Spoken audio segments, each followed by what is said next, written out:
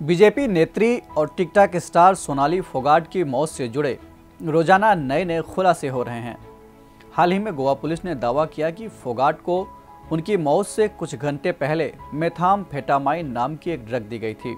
Police के मुताबिक सोनाली फोगाट के पानी के गिलास में ये ड्रग्स मिलाई गई थी, जिसे पीने के बाद उनकी तबीयत बिगड़ गई और फिर अंत में आखिरकार उनकी मौत हो गई।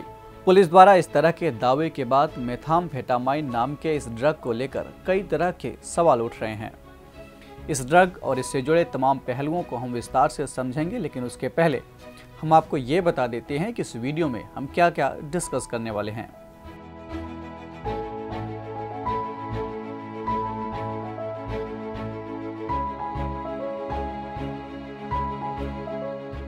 तो सबसे पहला सवाल कि ये पूरा मामला क्या है।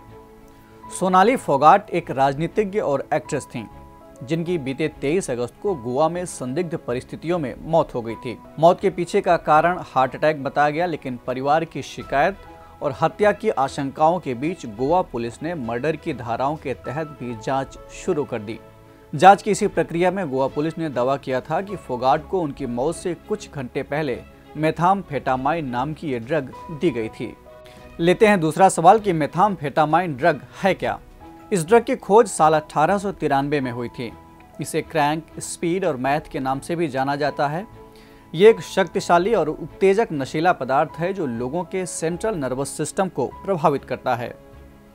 वहीं क्रिस्टल मेथाम्फेटामाइन एक ऐसा ड्रग है जो शीशे के टुकड़े या चमकदार नीली सफ़ेद चट्टान की तरह दिखता है। मेथाम्फेटामाइन का इस्तेमाल attention deficit hyper activity disorder यानी ADHD और नार्कोलेप्सी जैसी बीमारियों के इलाज में किया जाता है। अगला सवाल कि इसे इस्तेमाल कैसे करते हैं, यानी कंज्यूम कैसे करते हैं नशेड़ी इसको। सोनाली फोगाट वाले मौजूदा केस में पुलिस ने दावा किया है कि उन्हें उनके सहयोगियों ने उनके पानी के गिलास में मेथाम्फेटामाइन मिलाया था। वैसे अमूमन लोग मेथाम्फेटामाइन को सिगरेट की तरह जलाकर, दवा की तरह निगलकर, नाक के रास्ते खींचकर, जैसे कि हीरोइन वगैरह को लोग कंज्यूम करते हैं, इंजेक्ट करके इंजेक्शन के जरिए या फिर पानी में मिलाकर लेते हैं। अगला सवाल उठता है कि शरीर में जाने के बाद ये हमारे दिमाग में क्या करता है।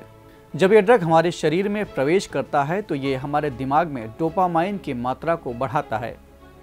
बता दें कि डोपामाइन हमारे आपके दिमाग में बनने वाला एक प्राकृतिक रसायन यानी हार्मोन है जो संतोष और आनंद की भावनाओं का एहसास कराता है। इसका मतलब ये हुआ कि जब हम अपने आप को बेहद ही खुश महसूस करते हैं तो हमारा मस्तिष्क यही डोपामाइन हार्मोन रिलीज कर रहा होता है। जब शरीर में डोपामाइन का स्तर बढ़ जाता है तो ऊर्जा में वृद्धि हो जाती है और इंसान आमतौर पर उत्साहित महसूस करता है। यही कारण है कि लोगों को जल्द ही मेथाम्फेटामाइन की लत लग जाती है और वो खुद को उत्साहित और ऊर्जावान रखने के लिए आदतन इसका इस्तेमाल करने लगते हैं। गौरतलब है कि इसके ज़्यादा इस्तेमाल से उपयोगकर्ता की मौत भी हो जाती है या हो सकती है। अगला सवाल कि ये दिमाग में हमारे आपके जो कुछ भी करता है उसका असर क्या होता है। जैसा कि मैंने पहले ही बताया कि मेथाम्फेटामाइन के इस्तेमाल से शरीर में अत्यधिक ऊर्जा का एहसास होता है। इसके अलावा भूख कम हो जाती है, सांसें, ब्लड प्रेशर और दिल की धड़कनें तेज हो जाती हैं और शरीर का तापमान भी बढ़ जाता है। इसे ज़्यादा मात्रा में लेने पर कार्डियक अरेस्ट हो सकता है और लंबे समय तक लेने से HIV और हेपेटाइटिस B और C का भी खतरा हो सकता है। एक और सवाल कि इस संबंध में आंकड़े क्या कहते हैं, यानी हमें चिंता करने की ज़रूरत क्यों है। एक आंकड़े के मुताबिक साल 2017 में ड्रग ओवरडोज से होने वाली मौतों में से लगभग 15% मौतें अकेले मेथाम्फेटामाइन के कारण हुई थी। इसके अलावा संयुक्त राज्य अमेरिका स्थित रोग नियंत्रण एवं रोकथाम केंद्र के मुताबिक मेथाम्फेटामाइन के ओवरडोज से साल 2019 में लगभग 16,500 से अधिक मौतें हुई थी। भारत के drug control agency narcotics control bureau यानी NCB ने भी साल 2016 में क्रिस्टल मेथाम्फेटामाइन के बढ़ते दुरुपयोग पर चिंता जताई थी। एक और सवाल उठता है कि भारत में ड्रग्स पर कैसी नीति है। देखिए, भारतीय संविधान के अनुच्छेद 47 के मुताबिक राज्य को यह अधिकार प्राप्त है कि वो ड्रग्स नियंत्रण और रोकथाम के लिए कानून बना सकता है।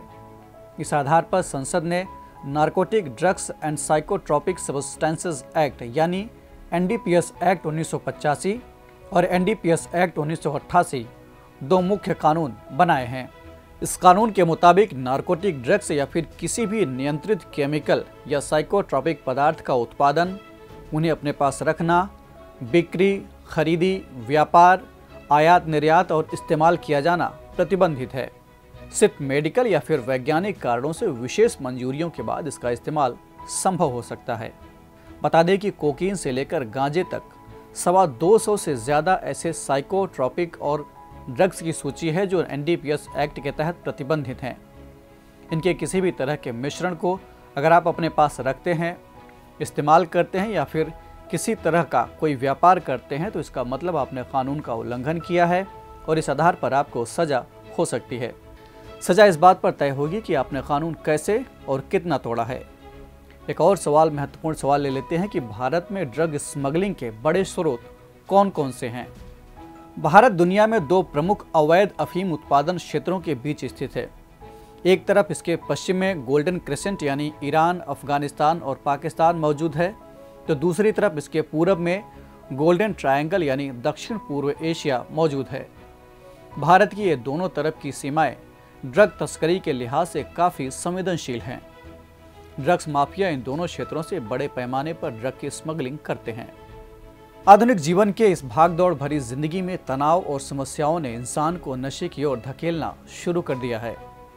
आज की युवा पीढ़ी जो अपनी काबिलियत और रचनात्मकता के बल पर राष्ट्र निर्माण की सीढ़ी बन सकते थे, वे आज गलत संगति या थोड़ी देर की खुशी पाने के चक्कर में जहरीली और नशीली ड्रग्स का शिकार हो रहे हैं। ज़रूरत है कि हमें समय रहते न केवल स्वयं बल्कि आसपास के लोगों को जागरूक करना चाहिए। इस एपिसोड में इतना ही और अब बारी है आज के सवाल की। आपको कमेंट करके बताना है कि नारकोटिक्स कंट्रोल ब्यूरो का गठन किस कानून के तहत किया गया है। हम फिर मिलेंगे एक नए कार्यक्रम के साथ। तब तक के लिए पढ़ते रहिए और बढ़ते रहिए। नमस्कार।